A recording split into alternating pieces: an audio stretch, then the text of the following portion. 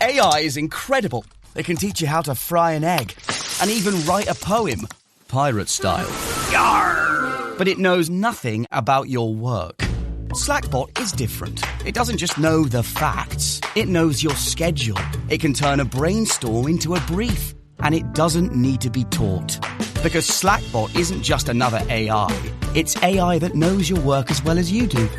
Visit slack.com/meet Slackbot to learn more. From our virtual studios in the Netherlands. And from my computer here in Camarillo, California. It is time once again for the Marketing Geeks. And we have a jam-packed show for you today. Are you an entrepreneur? Are you ever running into issues where you can't overcome your obstacles? We have the solution for you. Have you ever thought about using horses to part of your business?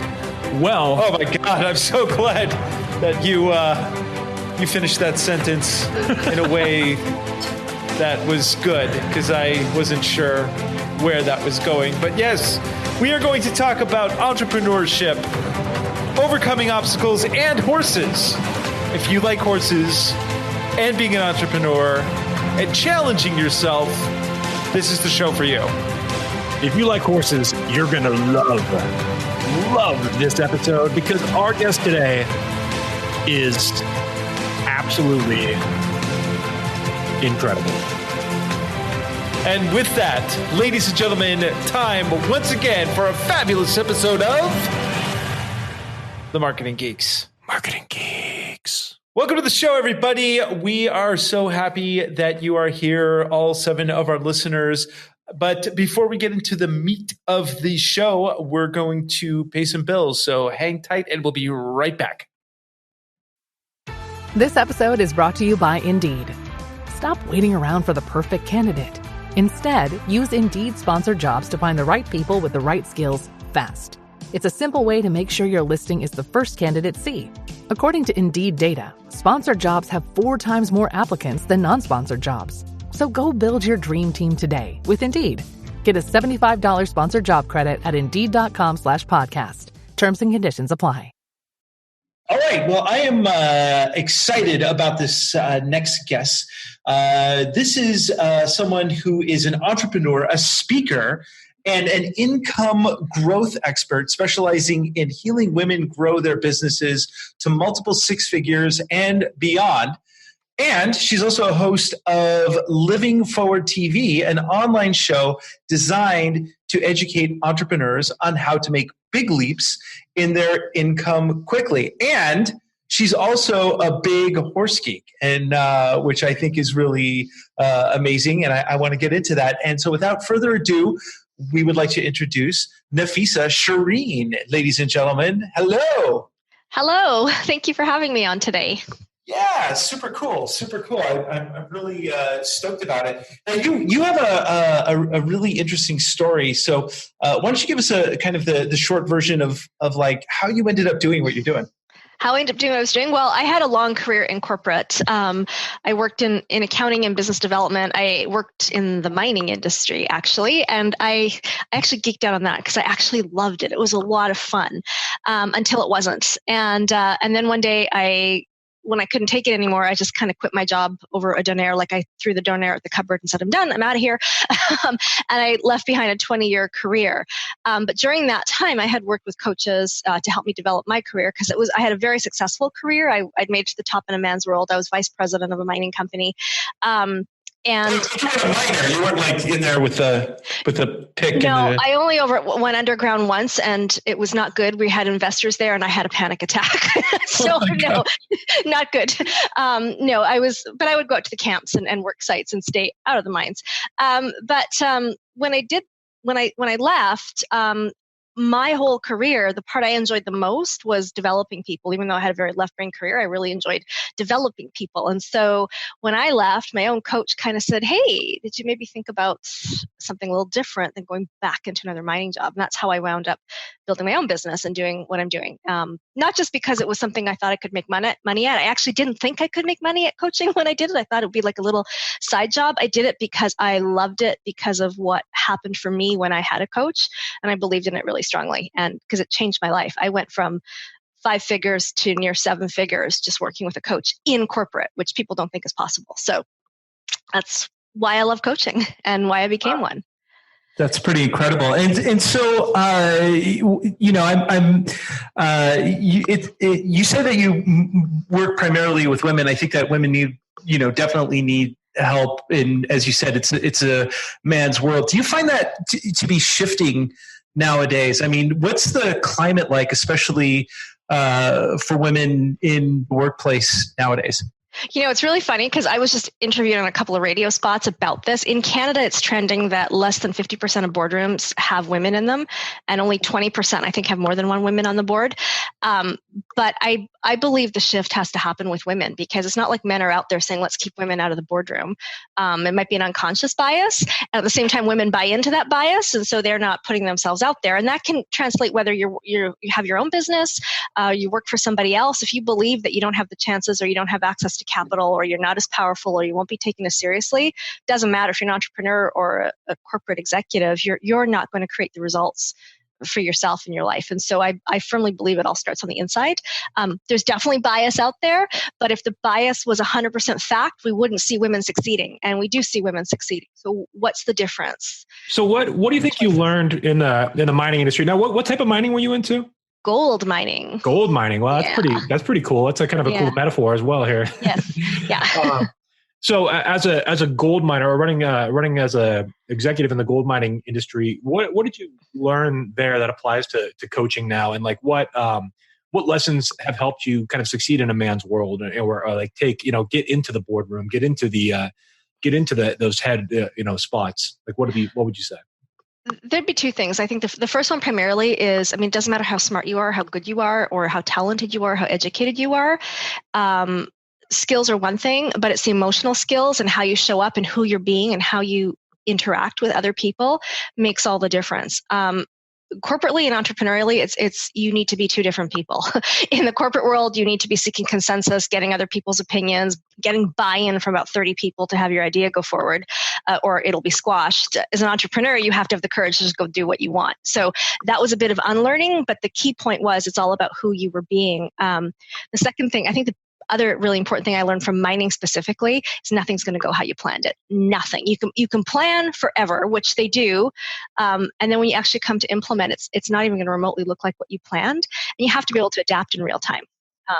And as entrepreneurs, you can skip the year-long planning. Just you want to have some structure, but be ready to adapt in real time. Yeah, absolutely. It's funny because when one of the mind shifts that really helped me in life being an entrepreneur was just, I went through this period of time where I was unable to find a job for like 6 months, and kind of being at the mercy of other people to make money was very, very challenging, because it was disempowering.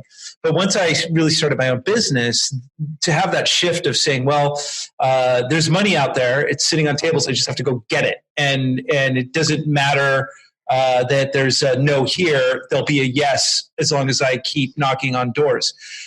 And just putting that power back into my own court, knowing that I can always make money no matter what I'm doing in life, no matter where I am, certainly changes the conversation. Is this something that you have found is something that people need to overcome? What do you see the biggest challenges as being a business coach? I would say that's probably one of the bigger things. I tend not to work with brand new entrepreneurs anymore. Because there's a lot of growing they have to go through, even if they've been a really successful corporate executive. And I know that because I was one. I could negotiate multi-8-figure contracts, no problem. I couldn't ask for $25 for myself when I started my own business. But because it's just different. You're stepping into your own power, right? Versus having a big name behind you. But making that decision that you can make as much money as you want it's a really big leap for people to get to. When they do, it's cool. And it's life-changing. But I don't know how many people that I have met that have said, well, I just want to replace my salary, not realizing that everything's open to them. And when you come from a corporate world where they set salary bands and you have to fit into a description that somebody else said that you've got to fit into, there's a big mindset shift that has to happen for an entrepreneur to realize, I don't have to fit into anybody's decision on what I'm worth. Like, I need to figure out what the results are that I create for people and then charge what I want to charge and get paid, because there will always be somebody who is paying what you're charging. You just got to go find them. In the same kind of area, I think what I've seen too from early entrepreneurs is that if they've come from a corporate background, they get trapped in that hourly mindset too, where they want to know, like, okay, I used to make, $80 an hour at my old job, or $50 an hour, whatever, if you calculated it out. And they can't wrap their head around the fact that they're working for less than that, because as an entrepreneur, you're going to put in a lot of time, especially in the beginning. And a lot of expenses that they haven't thought about, right? And so if you're trying to replace your salary, you're cutting your standard of living by like at least half, if not more. Yes. I always joke that entrepreneurs are people who work 80 hours a week to avoid working 40. Yeah, but you can work those 80 hours when you want them, right? That's right. So, Yeah, I mean, as somebody that worked in corporate for a long time, I mean, I gladly worked 80 hours a week to avoid the 40 of that I experienced in the corporate world. They were so miserable for me. So tell me, like, when you're working with a client, can you walk us through kind of some of the exercises that you do, some of the basic, like if you take on a client, let's say somebody comes to you, they hire you to be their coach. So what are the common, some of the other common blocks that you're seeing with them? Like, what are some of the other common mindset shifts that you're helping them to make? And kind of what are some of the, I mean, you don't have to show us the exercises, but like, what are kind of some of the things that you take them through? What's the journey you take your clients through? How's that? So, I mean, every client I work with is unique. I don't follow like a 7-step formula, right? I'm trained in a lot of modalities. Yeah. I always say, like, business is really simple. People are really complicated. So we have to where I would say is the same thing that I do with everybody is I really want to get to the heart of the person. So when we start off on a first VIP day, we're not talking marketing. We're not talking sales. We're not talking anything that you would think is business, because I want to know who they are, where they're stopping themselves, what they believe, what they've created, and what's stopping them from creating the next, because we have to dig under the surface.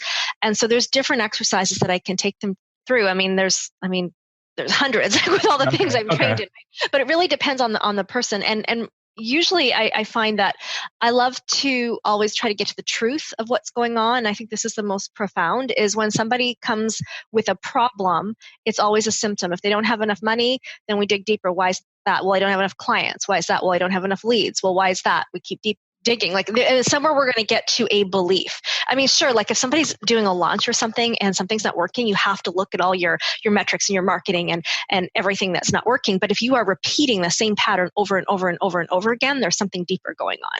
And so we need to get to the base of that, because it doesn't matter then, like if somebody's putting money out to do these surface things, they'll waste it unless they solve that internal problem first, their belief or how they're showing up, or if they're not. Like, one of the things that I have, and it's funny, it's not something I deliberately went into business to help people with, but it seems to happen a lot, is just about everybody that I work with, especially entrepreneurs who are somewhat established, they have a stream of income that is paying the bills, but is sucking their soul dry. And so they're not necessarily thriving because they're working really hard. They've created a job for themselves and they don't really love what they're doing, but they're afraid to let it go. So one of the things we really work on is coming into alignment with who they are so that they can create that business. Now, obviously, there has to be a market for it. You have to do the market research.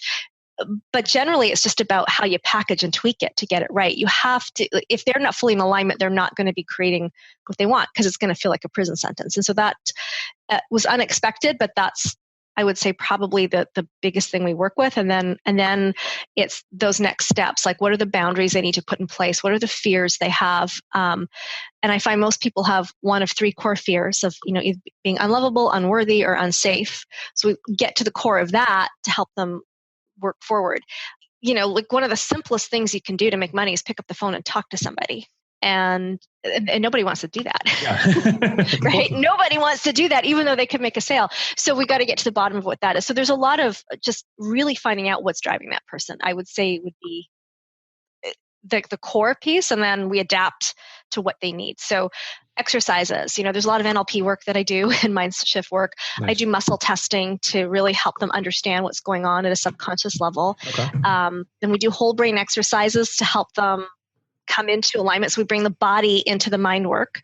And I work with horses too. I use horses in helping entrepreneurs. So there's just all different things depending on what the person needs.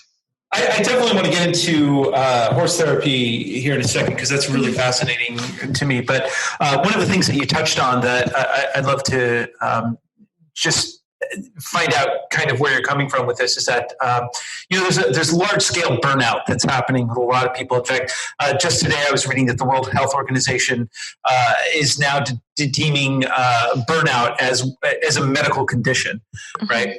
And partly it has to do, in my opinion, with kind of the structure of just capitalism. I'm not I'm definitely pro-capitalist, but I do think that there's also a kind of a structure in which people are working themselves right into the ground, and they're working longer hours. They have to perform even more and more. The bar is always raised. So how do you deal with someone like, let's say that we have a listener out there, one of our 7 listeners, who is, they're an entrepreneur, they're grinding it, they're really trying to do their best, but they're just, their heart is starting to not be into it because of burnout. How do you deal with something like that? I mean, it's a real problem. They need to just stop. Like, you're not going to be effective when you're past the point of being effective. And I know it's scary to stop, but sometimes that's the most productive thing you can do. I mean, I've had to do that at points in my life, just to take that break. I think a lot of the stuff that we're seeing out there in the world with people striving and going forward is, in my opinion, is a combination of two things. One, they're focusing on the wrong thing. They're focusing on things outside themselves, as that success will be given to them. So they have to prove themselves, and they're not really thinking where they can go do it themselves. And also it comes from a general belief in lack.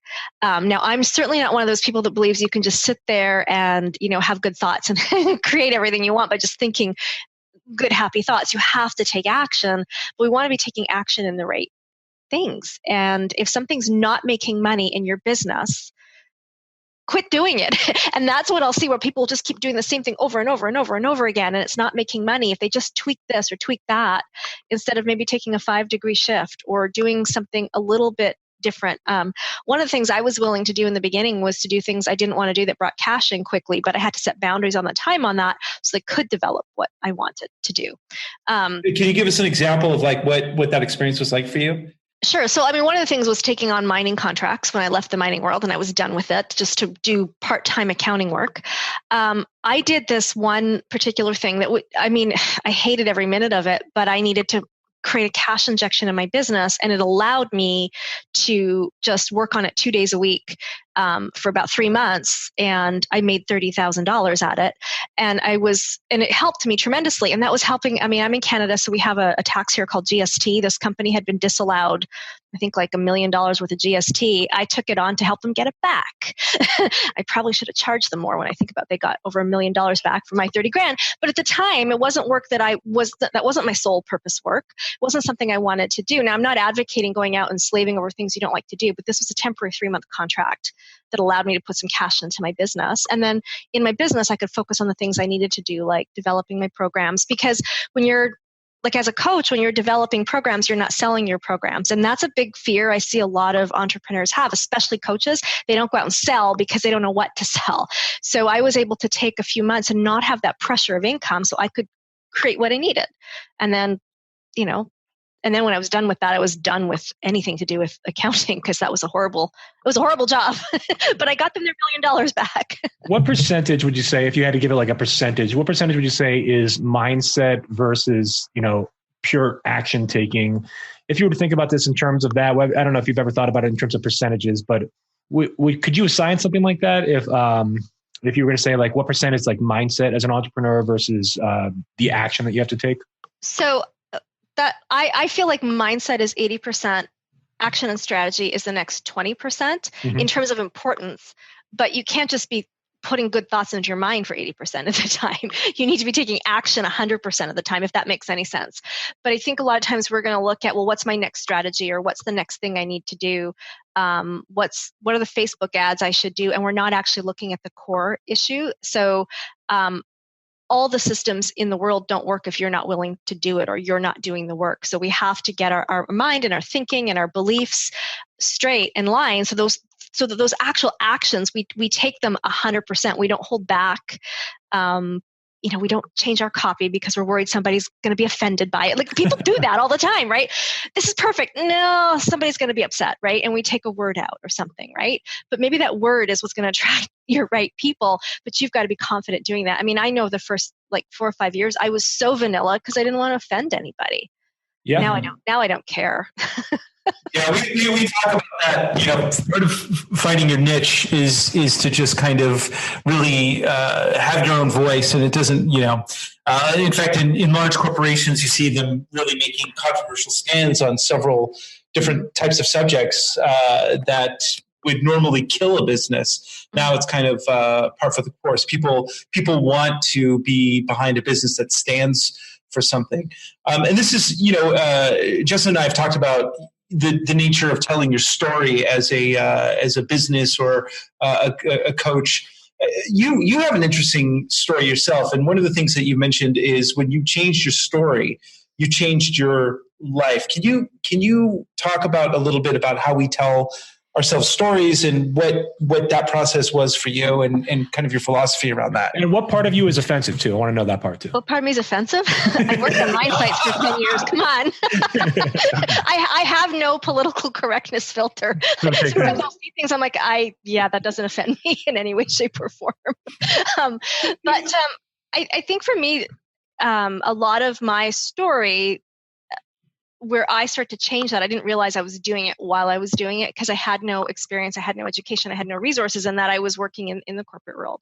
But I grew up with the story that, my parents were working middle class, that I was a religious and ethnic minority, and I lived on the wrong side of the tracks, and you just get your certain level and other people have success. And that's the story I grew up with.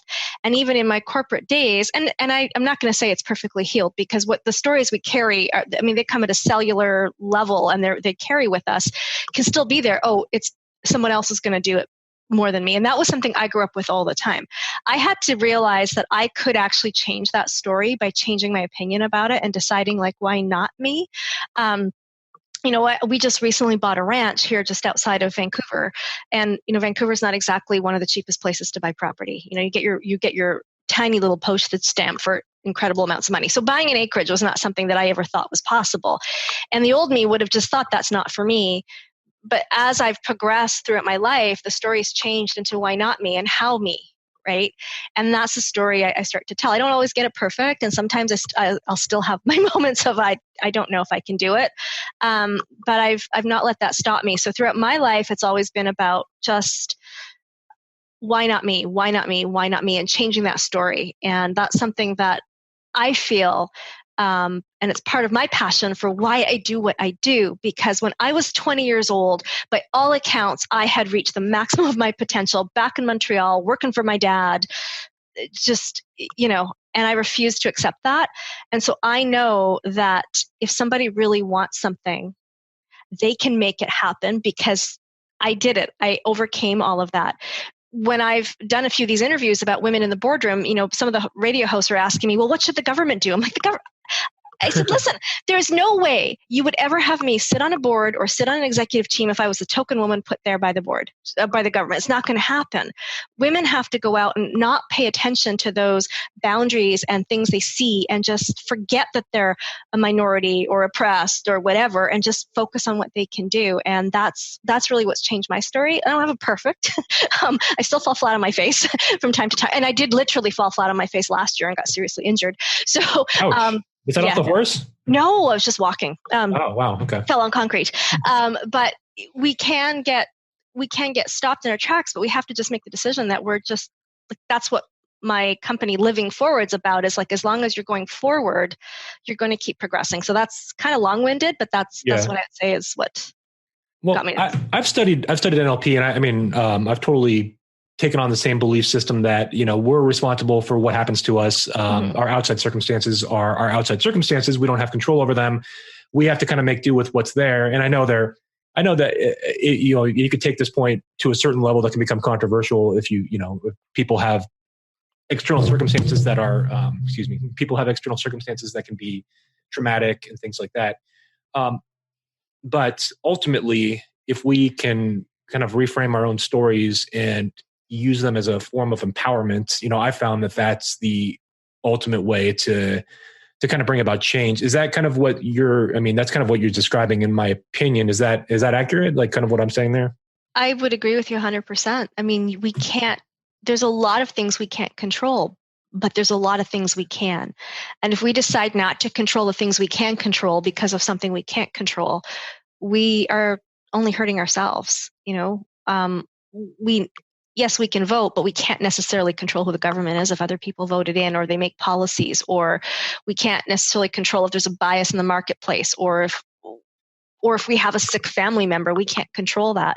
But we can make a choice every day to show up for ourselves 100%, give 100% of ourselves, and not let it stop us. We can choose to sell even if something's going on in our personal life, or we can choose not to sell, right? And we have to realize it's a choice. And I think that really hit me profoundly when this place that we bought needed a lot of work, and I had to do a massive, not me, I hired people to do a massive renovation on our grounds, on grading the place, on building the horse facilities, and then had to move horses in, and boarding horses and living with horses are two different hobbies altogether, and completely. And I had two choices. I could say, I just can't focus on my business right now because it's distracting me. Or I can make the choice to say, like, I am going to choose to focus on getting this aligned and take the foot off here. And and realizing it wasn't circumstance. It was me saying, I can't do both very well, so I'm going to pick one.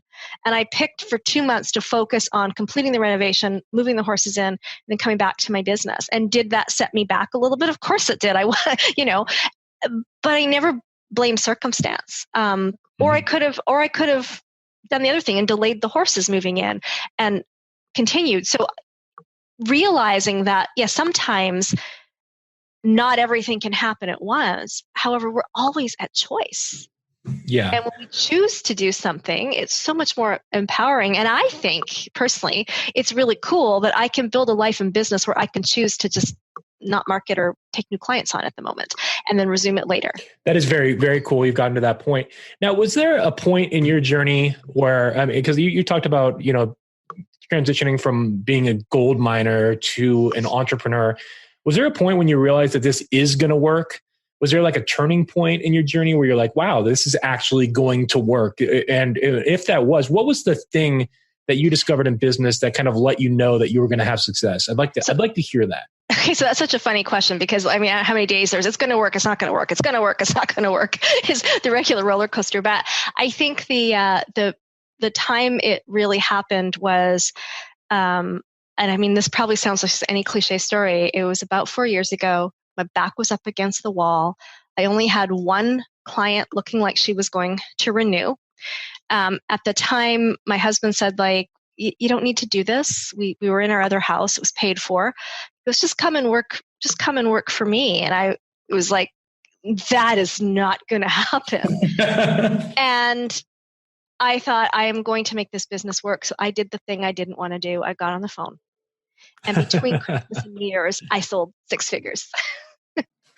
God, you know, that I changed totally everything. relate to that. Yeah, I totally relate to that. I remember right after I had my son, and he was just a few months old, and it was November, creeping up on December.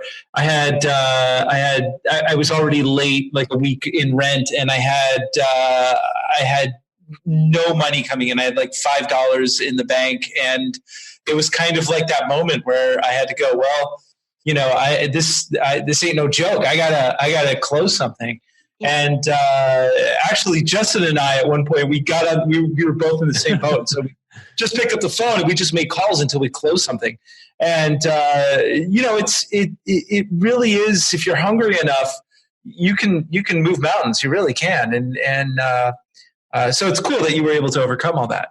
Well, and I think as a coach too, it makes me more effective for my clients, because then I'm less likely to buy their story too when they say why they can't. I'm like, if I can sell 6 figures between Christmas and New Year's, come on, right? So that was a massive turning point for me, because the only thing that changed that was my behavior. I just want to say though, being marketing consultant, that Andros and I are both marketing consultants. It's funny because it's almost like being like a health consultant, where the solutions are obvious sometimes. I mean, at least to a certain extent. I mean, there are, maybe you want to switch to certain like very organic foods, and there's certain supplements that are going to make you healthier, but ultimately, like losing weight, things like that, it's going to take more exercise. It's going to take eating healthier. Like, it's kind of a basic thing. If you want to, get more business, picking up the phone is one of the obvious solutions. It's just people are looking for the simpler secret solution. And that's part of marketing, is trying to sell the simple solution that's hidden, and that everybody, there's like all the successful people have this secret that we can close people without picking up the phone, and people are looking for that easy way out. But it doesn't always exist. No. And especially when your back's against the wall and you don't have a lot of, if you don't have a lot of money behind you and you can't afford to do Facebook ads and things like that, the answer is often old fashioned, either door to door, cold calling. I mean, old-fashioned marketing still has its place.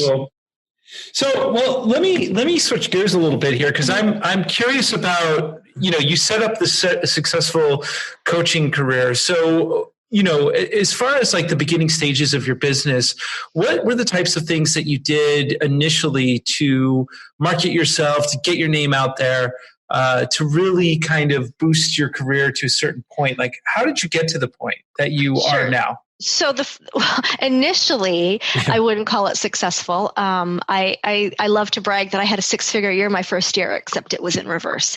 I'm not kidding. But I was insecure. And so I went to a lot of networking groups, and I made a classic mistake that I see a lot of new coaches make, or entrepreneurs make, is they are like, I don't believe in going in and being like fake, everything's great at a networking group, but there's a point where you're oversharing, and it's not a coaching program. This is where you're networking to get clients. So you need to be selective on what you do. So I was overly vulnerable and overly shared my first year. So I had to get over that. Then the next year I started speaking. I started going on stages. I did the rubber chicken circuit. It was hard to get those speaking gigs, and I had to take control. Like, there was no evidence of me speaking. Now, I grew up in a religious household where they taught you to speak because you would speak at the church. Like, I can public speak. You put me on stage, I'm amazing. I have no fear. Like, it's great. And I couldn't get a speaking gig. So I was like, okay, there's something that I'm doing wrong here. And so I was willing to put the yeoman work in. I contacted people that I felt safe with and asked them, could I speak to their group? And I would do it for free, or I'd do a workshop so that I could get references, that I could get pictures of me speaking. And one of the ones I did, I went to this little place. We have it here in Vancouver. It's called ABC Country Restaurant. I'm sure the name just even can give you the images of what it was like. And I was in their little banquet room speaking to entrepreneurs. They were great entrepreneurs, and I took pictures of that place because I never want to forget the work I had to do, right? That started it because I was able to put pictures of me speaking, and then I just kept going and applying for speaking gigs. And guess what? For the ones I got, I actually had to call these places, and it scared me. But when I put the focus on there and I got within 2 weeks, I'd put like a full year of speaking gigs on my calendar. That changed everything because now I was speaking at, better places. It was still local-ish, like it was around the Pacific Northwest in Alberta, Seattle, Portland. But suddenly people started to know me and I started to get a lot more clients. My first speaking gig is still paying off 6 years later. Yeah. Still having repeat business and people, like if I were to, that's the one talk I have kept track of. And to date, it's been over 6 figures from one 20-minute talk. Do you have a video of that talk too then? No, you don't. It's just, wow, it's still paying dividends 6 years later without a video too. That's impressive. Because it's people that heard me speak that would come back later. Then somebody hired me from there, and then they referred someone to me a couple years later because they hired me, but they hired me because they heard me speak. So what kind of model are you doing with speaking? Are you making a paid offer on the stage? Are you making a free offer? Or are you just asking for email addresses? How are you, so what kind of structure when you do a speaking gig? Are you doing mostly content, and what are you doing at the end of the call to action, I guess? So I've played with a few things, and I find in a 20 to 45 minute talk, you don't build up enough necessarily credibility to make a big offer. Mm-hmm. And so it really depends on the venue. I used to offer a strategy session. And I was at a networking event one day, and the speaker offered a strategy session for 5 people. And somebody beside me said, "Do they teach you that in coach school?" I'm like, "Yeah, they kind of do." So I stopped doing that. And I would always make a free offer to get somebody on my list. Depending on the crowd, sometimes I'd actually give a paid product away for free if I wanted as many people as I could. And I stopped offering strategy sessions. However, I would put a form out which had their name, email, address, phone number on it. And it's amazing how many people will just fill that out because it's there. And I had phone numbers. And then I could call people and ask how they enjoyed their talk, or they enjoying their free gift, and take it from there and start to build relationships. Not all of them closed into sales, but a few did for sure. But it took me a few years to figure that out versus waiting for people to actually ask for a strategy session. We've had a few people who coach and do the type of work that you're doing on our show, and all of them say basically the same thing. And even Justin and I can attest to this exact same thing, which is if you really want to get your name out there and become a thought leader, the best way to do it is to get on stage and just talk about something and frame yourself as the expert. But what about the people who have trouble doing that? Because that's not a skill that everyone can do. How do you help people that have trouble, overcoming that issue of getting up on stage and owning what they are without dealing with the imposter syndrome?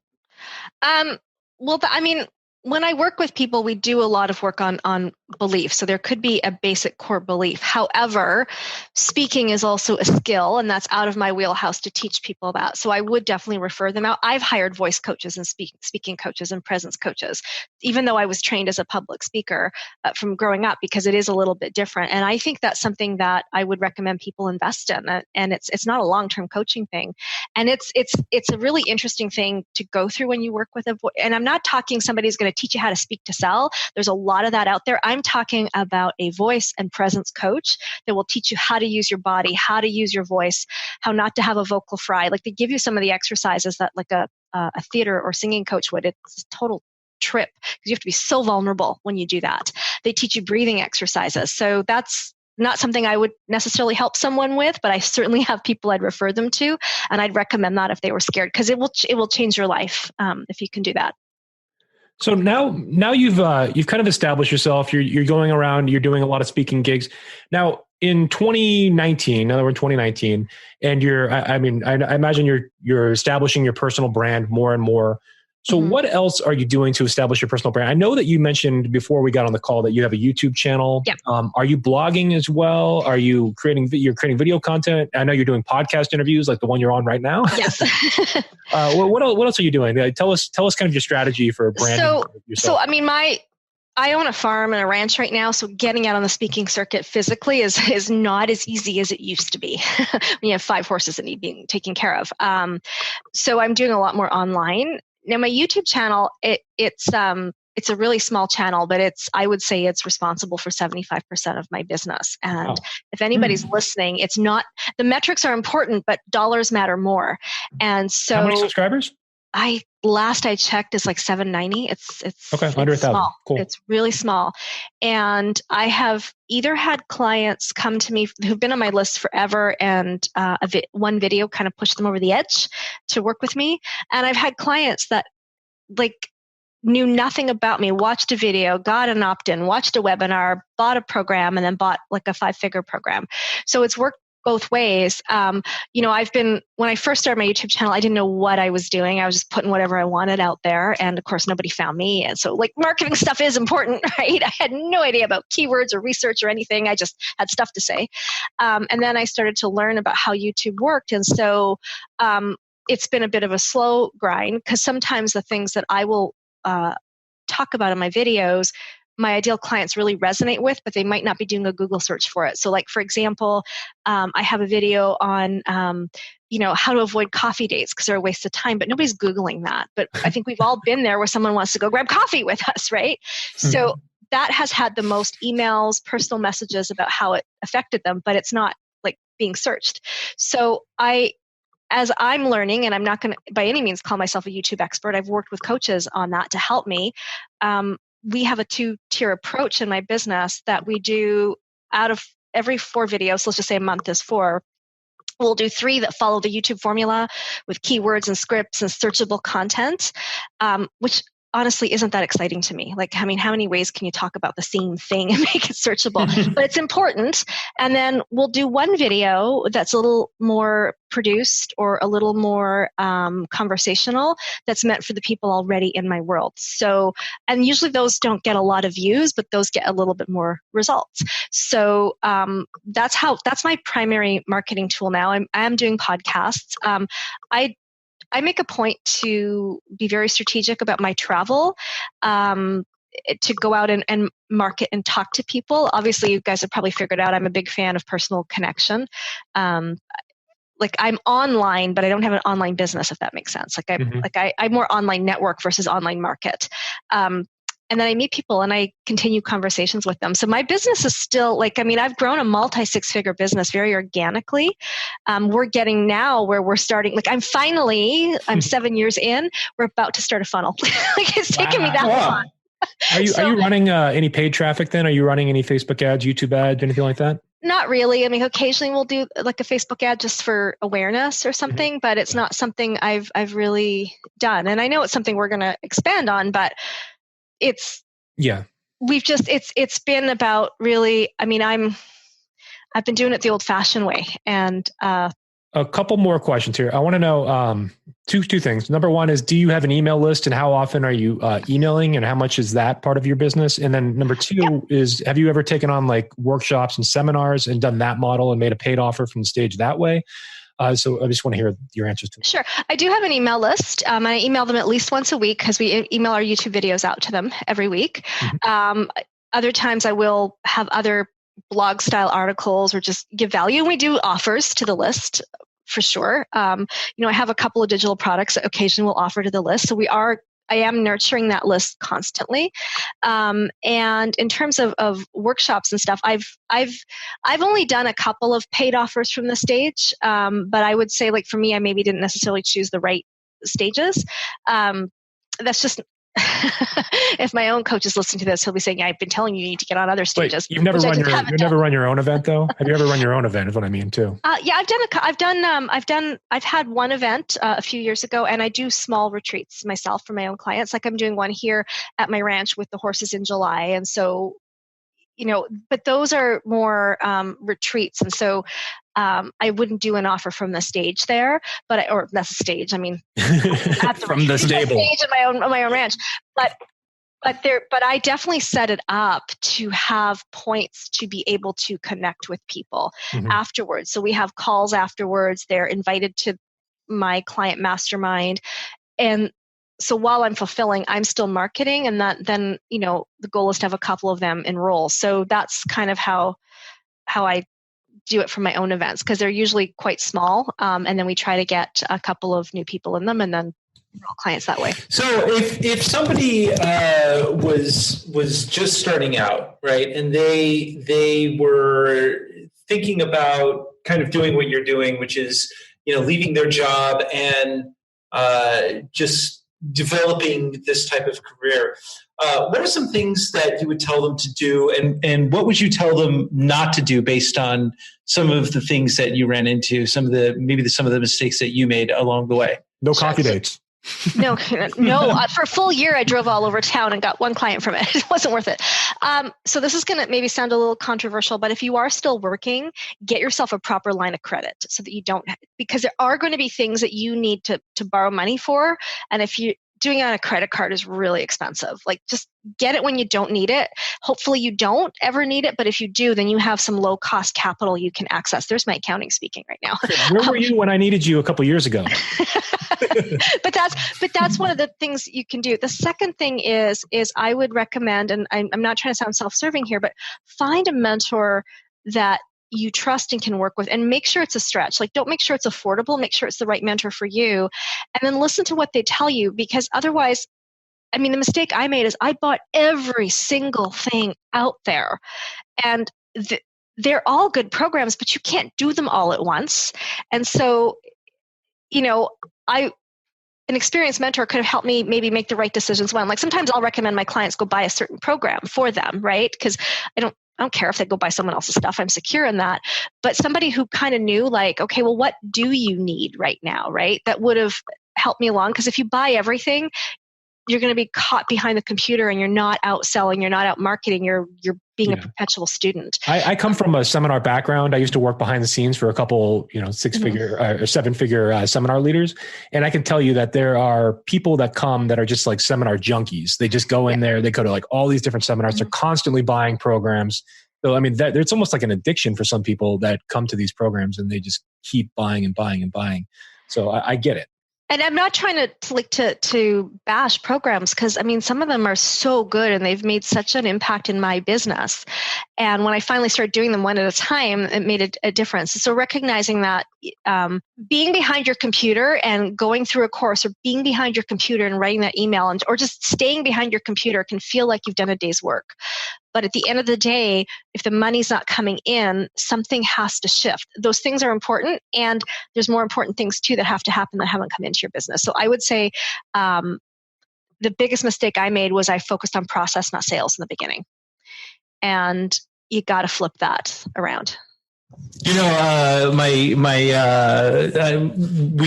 dad was a writer, and he was friends with Isaac Asimov, and my mother once asked him, "How do you write so much?" And he says, "It's all ATC, ass to chair."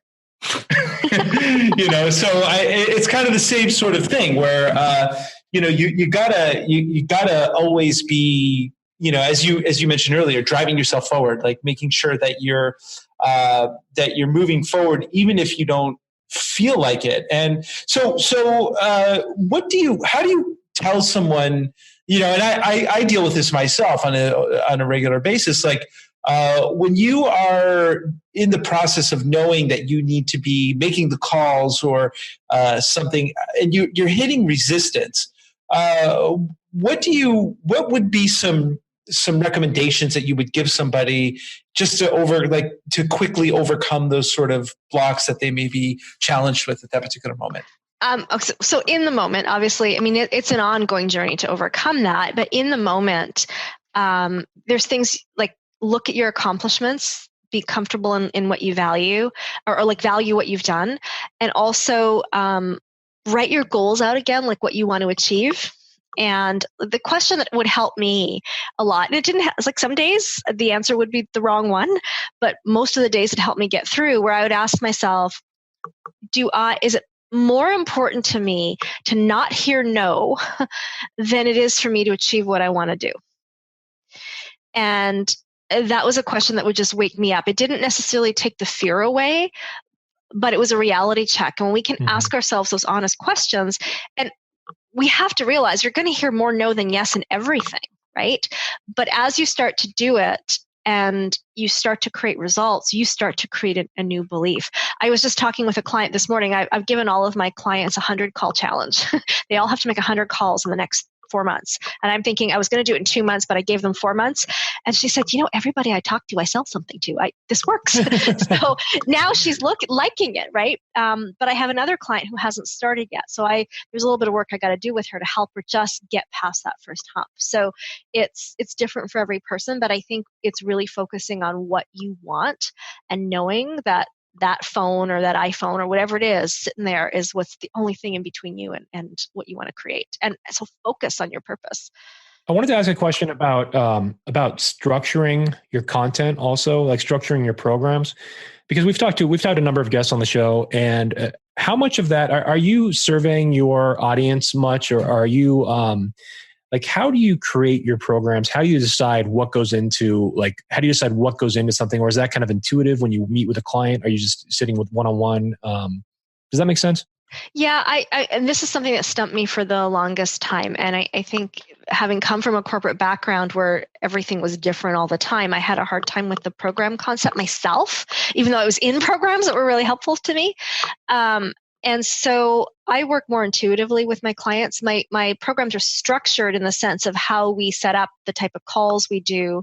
However, I bring what the individual client needs to the session or to the group call. We mastermind, I bring them all together to mastermind. If there's something that I'm finding is a need in the group, I'll prepare a training on it. And this is just me, because I just never wanted the pressure of having to create curriculum. It's just not something I enjoyed. But everybody has a different way of working. And so if you like building out content, that's something somebody should do. It just wasn't something I enjoyed. I really geek out on the coaching process and in the moment and digging deep under the layers. That's not something that you can put in a box or a program, because it's going to happen for that person when it happens for them. It's partly why I love working with horses. We can have an agenda of what we're going to work on that day. I'd say we usually work on it about 10% of the time, because something will come up for that client in the session with the horse and it takes us a different direction and life changes for them in that. And then we'll put some practical action steps in place, but it's really working in the moment with the person to really know what's going on. So I'm a little different that way, in the sense that because I don't have massive programs, I work one-on-one at a high level with an aspect of community. I gave myself permission to stop freaking out about the content, because that was stopping me from making money. Mm-hmm. And I just started focusing on the people. Mm-hmm. But it's different for everybody, right? No, but there's a certain element of wizardry, if you will. It's a matter of tapping into the forces of the unseen, feeling through the energy of a certain situation or what people are dealing with. And that's I think something that really can't be learned. It's something that it can be learned, but it's really about trying to work with energy rather than just a methodology. And if you're good at that type of wizardry, if you will, then it makes doing those types of things a lot easier. Not everybody has it. But it's also, as you were saying, the persistence. When you were talking about the 100 call challenge, I was thinking about my 4-year-old, and even at that age, if we go to the store, he has it in his mind that he wants a piece of candy, so he's going to do the 100 ask challenge. Daddy, can I have this? Can I have this? Yeah. Can I have this? And the thing, you got to admit, because we all have kids here, that there does come that point when you're just like, okay, fine, just here, take this. I'll get this for you.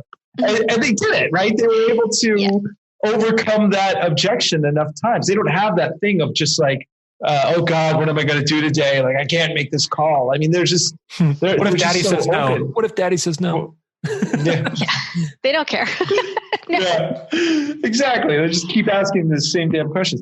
So what's next for you? Are you at the point that you want to be, or are you looking at expanding even more? Like, where? I don't think I'll ever be at the point I want to be. So, because when I get there, there's something else. So, well, I have my eye on the property next door because I want more land. So that's kind of my next thing. Horses are a really big thing for me. And on a personal level, I want to study a bit more of my and natural horsemanship is really what I geek out on. So that's something I want to study on a personal level. In terms of my business, as we've brought forth the equine assisted coaching piece into it, it's really changed my life and that of my clients. And that's something that we are really focusing on bringing. Like even my clients, my year-long programs, their VIP day, they come to the ranch and they have a session with the horses. We're starting to offer more retreats, like 1 and 2 and 3 day private client retreats, as well as group retreats with the horses. So that's the next area of my business. And that doesn't feel like work to me at all. Obviously I have to do the marketing and get all that ready, and that feels a little bit like work to me. But the minute I get out there with the horses and the clients, I'm in my element. And so I have to pinch myself. I get paid to do this, right? It's really cool. And they have amazing experiences. And so that's sort of how we're building the business model up. And for me, what's next is just expanding that, getting better at it. I want to, take my place as like the leader in the field. I'm not there yet. I want more land. So those are the kinds of things I'm working on to build my business and really build it my own way. When it comes to the coaching industry, I buck the trend a little bit because I'm not really into glamour shots. I did have some. I think my assistant put an old one on Instagram recently. I don't like it. Like, you're going to see, there's more, you will never see me in a rented car or a private jet, even though I've actually flown on private jets. I actually have flown on them, not just taken. I'm glad you put that in there. not just done photo shoots, but you might see me stomping in my manure bins more than that, because that is my life and I like that. And so for me, really bringing that authenticity to my coaching practice, because we all know success isn't just a pretty picture. There's a lot of stuff that goes behind it, and not every day is perfect. But there's perfection in every day. And so for me, just really expanding on that piece and being the most real me that I can, that's the more I step into that and the more I lean into that, the more my business grows. So that's kind of what's next for me. That's awesome. So where can we find you? Like if somebody wanted to work with you, get coaching from you,